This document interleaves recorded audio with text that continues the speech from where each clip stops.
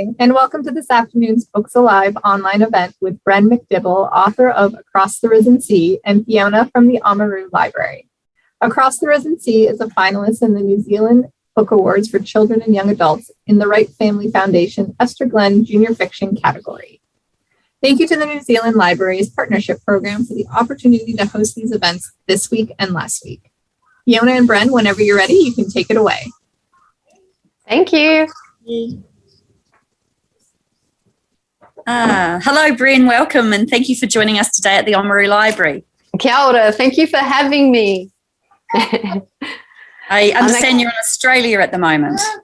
I am. I'm in Western Australia, and I'm at a completely different library. A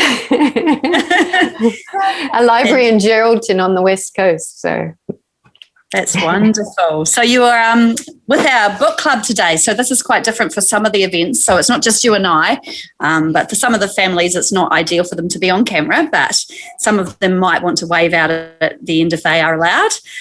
So welcome along today. We're very excited, and the group have compiled some questions as well. But did you want to start by sharing a little bit first before I ask you questions? Yeah, I thought I might just talk a little bit about how Across the Risen Sea and a little bit of how it came to be. Now, I wanted to write, of course, an environmental story. So I set off I wanted to write about rising sea levels, which is what this book is about. And it's about a friend team, a girl and a boy, who are going to be the best salvagers and the best fisher people on the whole of the inland sea. And he gets taken away from a new government. She has to rescue him, as well as solving a mystery. So that's basically the premise of the book. But when I set out to think about how far sea levels would rise and what it would look like, I started discovering all sorts of stuff. I might pop over here and see if I've got a PowerPoint. Yes, I have. I might just share my PowerPoint for a moment. Awesome. Here we go. There we go. Now, can you see it? No. Yes, we can see the image of it. Yes. A boat? Yes, we can see the boat. Yay. Okay, so when I started researching about sea level rise, what I found out was there's a whole lot of cities that are actually sinking. So this is Jakarta, and you can see a seawall and another seawall. Jakarta is a city that is setting on land that has sunk 2 meters in the last 10 years. And the reason for that is they take all the groundwater out from underneath and they use that on top. And so the city is slowly sinking. Quite fast. There's 2 meters. It's gone down in 10 years. And the sea level is rising as well. So right now they're talking about moving the capital of Indonesia off to Kalimantan on the other side of Indonesia, which I thought was quite interesting. And that's happening all over the world. Bangkok is pretty much going to be like Florence soon, all canals. That's sinking. Shanghai also, they're struggling with just the weight of these giant cities. So I found that really quite fascinating. And floods and wild weather events flooding the city. So when I wrote Across the Risen Sea, I thought, okay, yes, that's anything can happen. Any sea level rise is possible. And then I started to think about how people would live more gently, just being fisher people and salvagers and not living in cities. So that was kind of where I went with that. And once I decided that it didn't matter how much the sea rose, it was just about the people, then I started going really crazy and having a lot of fun, because I got this shark who follows the boat everywhere. I've got this little crocodile who's sitting on the boat who won't get off. He's very grumpy. And I decided that thieves and people who steal things if they're all on the sea, they're going to be pirates. So I've got this unkillable pirate hag, and that was a lot of fun. So I've had a lot of fun writing this. Wow, fantastic. I know locally here, closer to New Zealand, we've got a large Tuvaluan community in Oamaru, and rising sea is becoming quite an issue for our Tuvaluan community. So yeah, I know it's so sad. So sad. For them, it's actually a very, very real thing. So maybe some of the children know some Pacifica kids who are from Tuvalu around that. Yeah, it's already happening. That's the terrifying it's thing. Something in the future. It is actually already happening. It's already happening. Yeah. Sounds fun writing about pirates, though. I had a lot of fun, and like she's some old sea hag, and there's no way to kill her. She keeps coming back, and there's a younger pirate who keeps saying, "Oh, she'll be back," and everybody's going, "No, she can't possibly come back after that. She just got eaten by the shark." But no, spoiler alert. Yeah. And then the young pirate goes, "Oh, it's a fair fight, really." So I had a lot of fun. Great. Well, the kids have given me quite a list of questions. Let's start asking some of them. Yeah, so only a couple have read the book, and I've read it myself as well. So we could maybe do some specific ones about the book. But then we've got some sort of general ones. So some specific ones from me. Were the characters, Neoma and... Oh, gosh, I need the book because my brain has forgotten the characters' name, Neoma and Jag. Were they based on any kids that you knew? No, I don't think so. They're kind of based on all kids. Like Neoma's a feisty kid, and Jaguar's a bit of a thinker and a tinkerer. Yeah, they're kind of generic kids. I didn't really base them on anyone I knew. Yeah, I really like that theme of friendship, looking out for each other and sticking up for each other. And yeah, I thought that was really fabulous in the story. Yeah. I really enjoyed that. Thank you. And I really enjoyed the sort of battle against that idea of technology. So in the story, it talks about technology from the Valley of the Sun. Yeah, they've kind of left behind all the technology in Neoma's village, unless it's completely green. So they're running electric ovens because they decided that campfires weren't completely green. So there is some technology, but there's plenty lying around. There's old car batteries and all sorts of, solar panels and things lying around left over. So they're salvaging the clean energy, but they're really conscious of not adding to pollution because look what's happened, Yes, exactly. And I suppose you'd researched a lot of those kind of energy options while you were writing the book. I just kind of had to think about, what would be lying around that they could reuse and what would their, because they have all these sayings as well. Instead of saying hello and goodbye, they say go gently or something like that. So their whole mentality is shifted into being gentle on the earth. So they're kind of gentle people. So I was looking for gentle technology. So technology is not necessarily bad. It's just most of it has been left behind because of the circumstances of living on tiny islands. And also some of it is polluting. I mean, you can't drive cars anymore in there because cars don't float. Perfect. All right. Well, I might ask some of the questions from the kids. It's going to be a bit of a random pick and mix. And all of you, are you okay with me using your names when I ask the question? Not okay. I've seen one that isn't. So let me just check. From Sophie, I've got a question that is, how many books have you written? I've written How to Be and The Dog Runner and Across the Risen Sea. And I also have a YA book for older kids under a different name. It's under a different name because it's a bit violent and I don't want to scare primary school. I don't want you reading about, these books are a little bit scary and I don't want you to suddenly go scarier. So you have to ask the librarian when you're in high school. Sounds like a good plan. Fantastic. And related to that, James has got a question that is, what is the best book you have enjoyed writing? So out of those 4, which one did you enjoy writing the most? I really enjoyed How to Be writing that because it was so easy and it was kind of like my first book, and then suddenly everybody liked it and I'm like, wow, this is a bit of a ride. How to Be Peony was such a bold character. It was really easy to write her. I just went around being stroppy everywhere and it worked out. It was so easy, and the world was so lovely, and all the kids were named after flowers and fruit. And well, the world wasn't lovely because there were a lot of poor people and a grumpy stepfather figure and all sorts of terrible things. And she had to be a maid. That wasn't lovely. She didn't like that.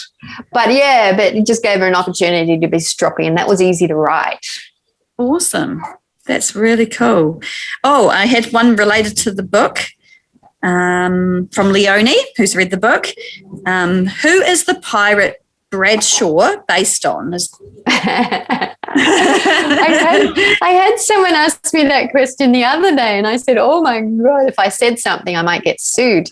It was Pirate Bradshaw based on every bossy person who was ever mean to me, I think.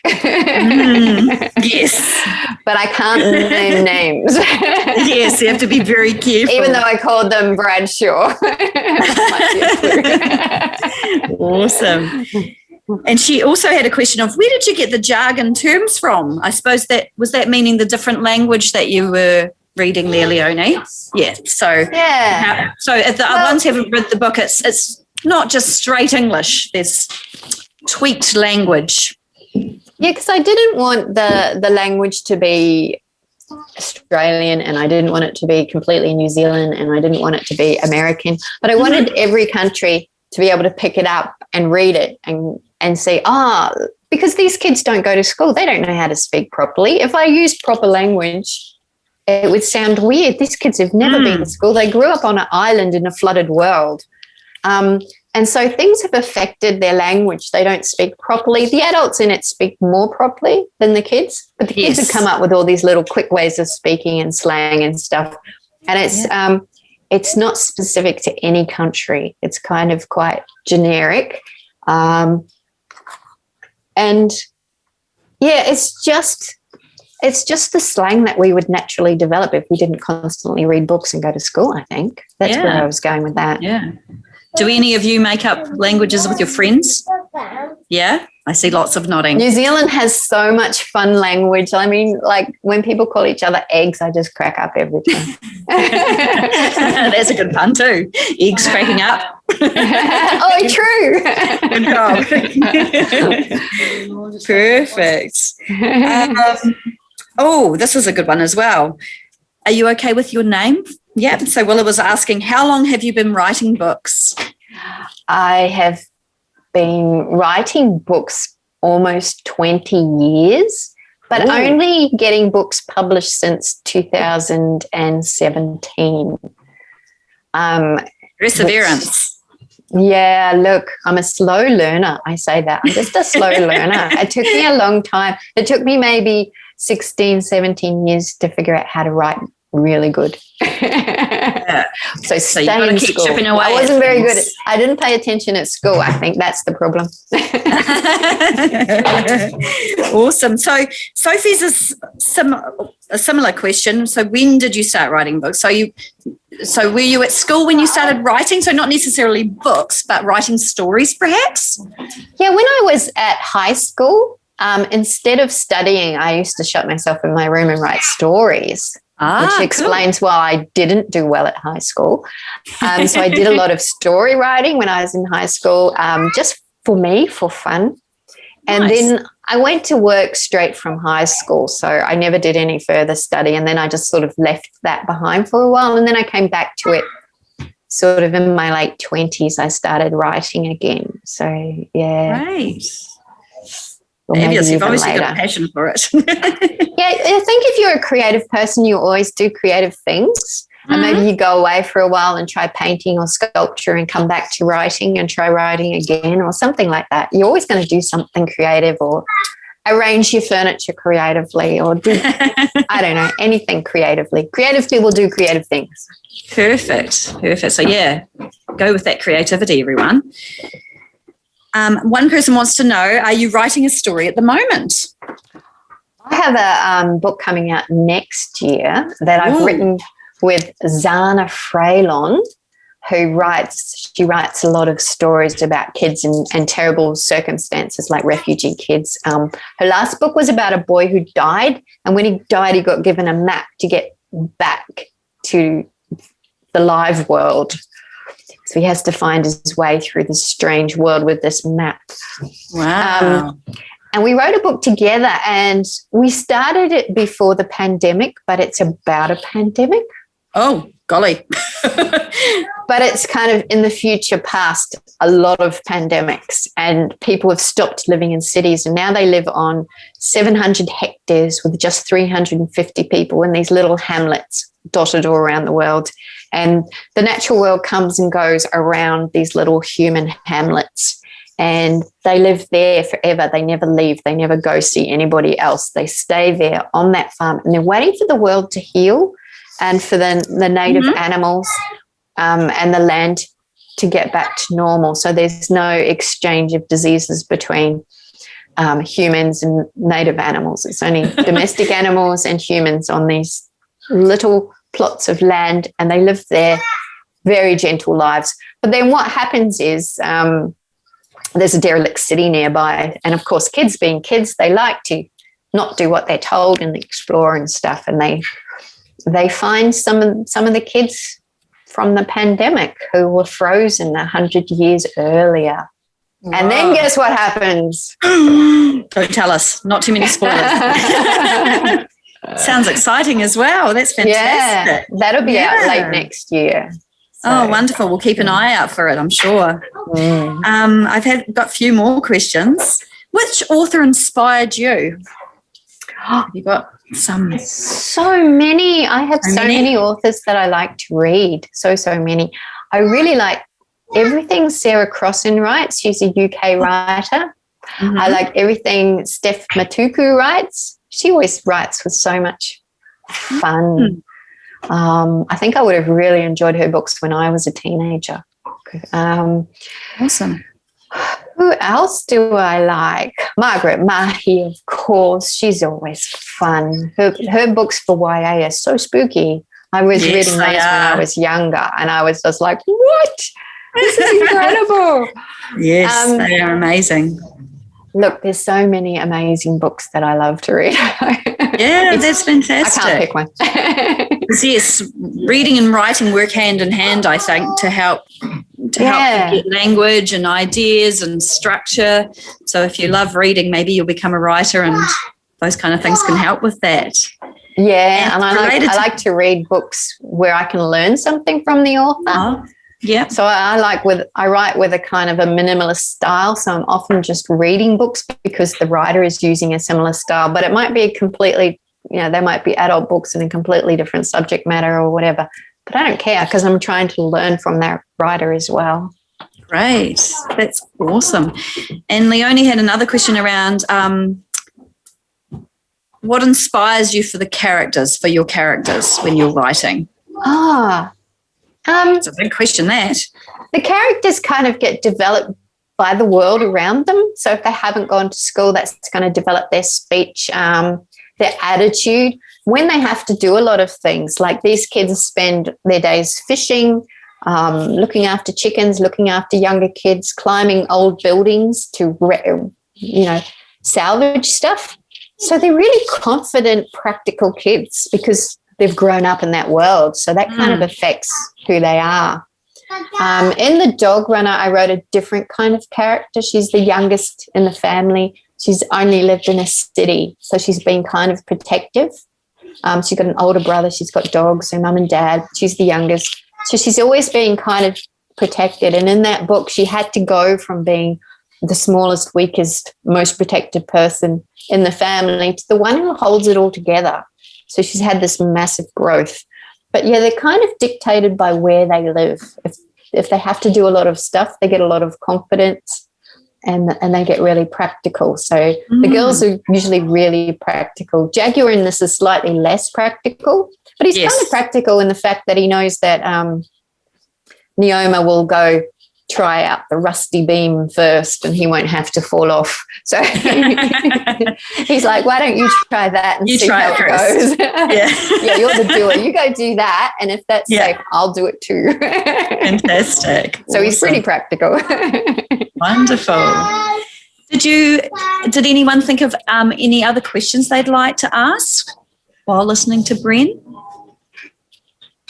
I see them pondering hard at the end of the school day. I wondered if there was the potential for a wee bit of a sequel to see a bit more of Neoma and Jag.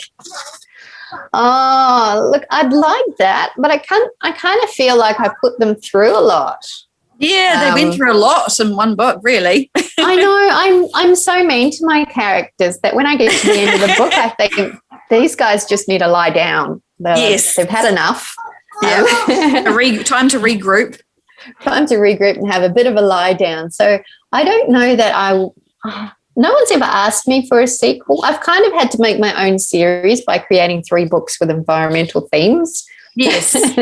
Because nobody even gave me a series deal. So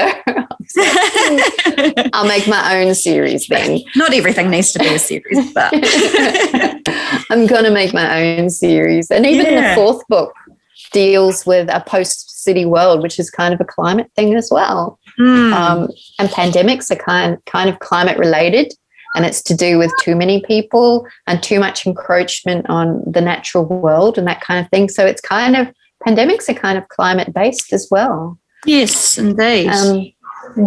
So I'm making my own series. Sounds good. I haven't got another idea for Neoma and Jag to have another adventure. Yeah. They're just having a lie down right now. But I'll get back to me later. I can see a couple of people have got questions. Do you want to write them down? Yeah, I'll pass them to them to write down since they've got an opportunity, and I'll see how we go with that. Was there anything around your writing that you wanted to share with us? Look, when I write, I try to put the reader deep inside the character. So Neoma is telling the story. So when I'm writing, I'm trying to get the reader to be inside Neoma and feel everything she feels. And I do a lot of physical emotions.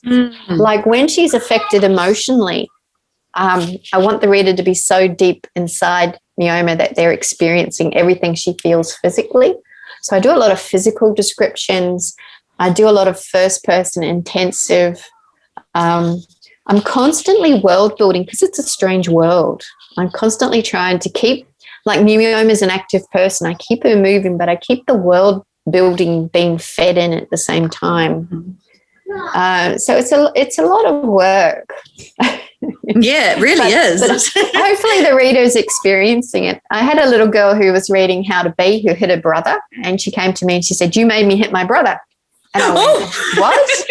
And she was reading a scene in How to Be where the main character gets grabbed, and the main character's really angry, and then she gets grabbed. And the little girl was reading that scene, and then her brother snuck up behind her and grabbed her. And she was so angry with the main character in How to Be that she turned around and went, "Boof," and punched him. And I went, "Yes." Yes. I made her experience in the book instead of just reading the book. So I was really happy. That's really awesome. Yeah, that's a fantastic. Don't punch your brother. Yes, no punching brothers. How are we getting on with your questions? Yeah. Oh, it must be a long one. I hope you're ready for this. They've been thinking very carefully about some questions. It's really awesome for them to have this opportunity to talk to an author about their writing and their book. We haven't had much of a chance, so this has been fantastic. That's wonderful. Live. Yes, because we're about an hour and a half from Dunedin. So I haven't managed to get very many authors along. So this is a really good way to do it. Oh, that's good. I'm glad I could get here. Yeah. It's fantastic. So we really appreciate it. Because of the COVID, I ended up getting called into a nearby school to cover for someone from New South Wales instead. So, but I'm six hours north of Perth, so there's not many nearby schools. So. Yes, exactly. Okay, so I've got some big questions here. I'll start with that. Leonie has got, when a book of yours gets accepted to be published, what do you do? Is it, or is it, how do you feel? Or You do. what do you do afterwards? Do you have a party? Oh, okay. So yes. Could you Do hear I that? do I have a party when I get really happy and a book gets accepted? I can't just do a little quiet yay, and I tell a few people yes, yes, yes. But I don't know, publishers like to do announcements online and stuff. So You have to hold off. I don't really have a little party. I might have a little reward, get a bit of cake. Yeah, good idea. Have a bit of cake. Perfect. And just kind of have a quiet, low-key celebration. But all the announcements kind of happen later. And Yes. you kind of can't have a big announcement and invite all your friends or something. I don't know. It's less exciting than it should be. I think we should all have more parties. Sounds like a good idea. More parties. Now, this is a big question. James has got, what are your hopes and dreams for 2021? Hopes beyond. and dreams. Look, How to Be is got a screenplay written, and it's looking for a producer and funding. And if that happens, that could be a movie. So I'd like to hear that good news in 2021. I'd like to see my new book come out and everybody love it. I don't have a lot of, I've got another YA book out that I've left with the publisher. I want them to pick that up. That's about a girl who falls in the sea off her cruise boat, and the cruise boat carries on without her. And it's about she's a swimmer, but how does she even get back to land from there? How does she survive? And how did she end up in the sea in the first place? It's kind of like a long, convoluted story. But I'm hoping the publisher picks up that. So I want a movie deal, and I want my new book to do really, really well. Fantastic. That was a great question. Everyone, your questions have been fantastic. I don't think it'll be up for a New Zealand Book Prize like this one, because I'm writing the new book with Zana Freilon, who's Australian. Maybe it'll go for another award. We can't give Australians New Zealand Book Awards. That's not fair. It's not really fair, is it? No. Fantastic. It's bad enough me just like hiding out in Australia and then coming back to get an award every now and then. Circumstances means it's a bit like that at the moment, isn't it? Yeah, it is. A bit cut off. Fabulous. Well, that's really wonderful. I've really enjoyed being able to catch up with you, Bren, and your time's been so valuable for this group. I'm sure they'll value this and be really inspired to keep reading and maybe start writing their own stories. I hope they do. Look, anybody can write a story. I saw Ruby Tui give that interview the other day. That girl's a storyteller. Oh, she's fabulous. I would listen to a whole story told by Ruby Tui, because she's got everything. She's got warmth and humor and fun and secrets, and she would be a master storyteller, that girl. Anyone can tell a story, and the more fun your voice is, the more I would like it. So I would rather hear Ruby Tui tell a story than an English professor from England any day. Exactly. So keep going, keep writing. Real voices and fun voices and lively, warm voices. Yeah. Wonderful. Oh, that's been fantastic. Thank you so much, Bren, for your time today. And I thank you for having me. Of the school day left. I've got another 90-minute segment. I think it's an 80-minute segment, the last one. I've had them writing. Oh, good work. You can see them all out there. They're all where are they? There they are. There they are, not writing. Aren't they good? They're all sitting there nice and good. They're all high school. Perfect. So, so they're all being wonderful. very good children. Excellent. So we might just wrap up there. I know the kids are sort of getting to the end of the day here. So if everybody would like to just give a clap for Bren and say thank you very much, we'd really appreciate it.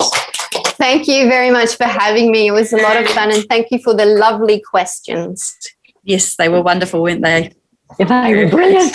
Thanks, Wonderful. Bren. Keep reading and keep writing. Great. I don't know whether Jackie and that will finish us off there. Yes, thank you so much, Fiona and Bren. That was great. And that was a really great way to have have our second last event for Books Alive. Ah. So we have our last one in an hour. Oh, okay. Yeah. Brilliant. Good luck. It's been fun. Thank you so much. Yeah. You're very welcome. All right. Have a good night, everyone. Okay. Thanks, Thank Jackie. you. Thanks, and thanks for the IT people Thank as you. well. Thanks.